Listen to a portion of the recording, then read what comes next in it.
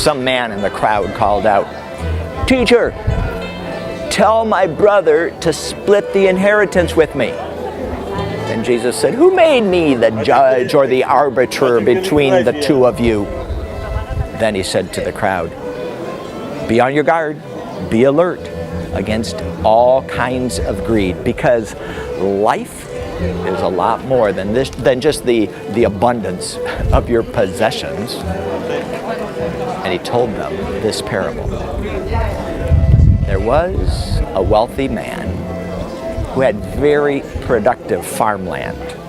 One year the crops were so great that he didn't have enough space to store all the grain. So he said, "What shall I do?" Then he thought, "I know. I'll tear down my barns and I'll build bigger barns. Then I'll have enough room to store all my grain. And then I will say to myself, relax, take it easy. You have enough grain stored up for many years. Eat, drink, be merry." God said to him, "You fool, this very night your life will be required of you. And then who's going to get all that grain you had stored up?" This is how it will be for everyone who just stores up stuff for themselves but is not rich toward God. Then he said to his disciples, "Don't worry about your life, what you will eat, or your body, what you will wear, because life is so much more than food, and your body is so much more than clothing. Consider the ravens. So ravens, they don't plow the field, they don't harvest the field, they don't have storehouses, they don't have barns, and yet God feeds them. And you're worth so much more than a bird." Now, which one of you, just by worrying, can add even 1 hour to your life?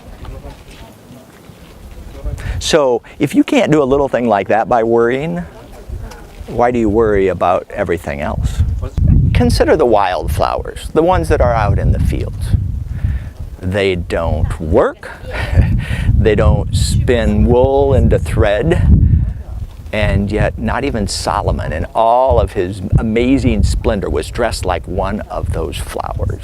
If that is how God clothes the flowers of the field, which are here today and tomorrow are thrown into the fire, don't you think he's going to take care of clothing you, you of little faith?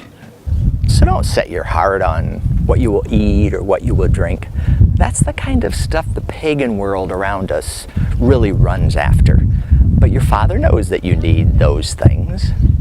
But seek His kingdom, and these things will be given to you. So don't be afraid, little flock, because God has been pleased to give you the kingdom. So sell your possessions, give to the poor, provide for yourselves purses and wallets that will never wear out, investments that will never run out, in a place where thieves cannot break in and moths cannot eat holes in it. Because wherever your treasure is, that's where your heart will be too. And that's one small part of God's big story.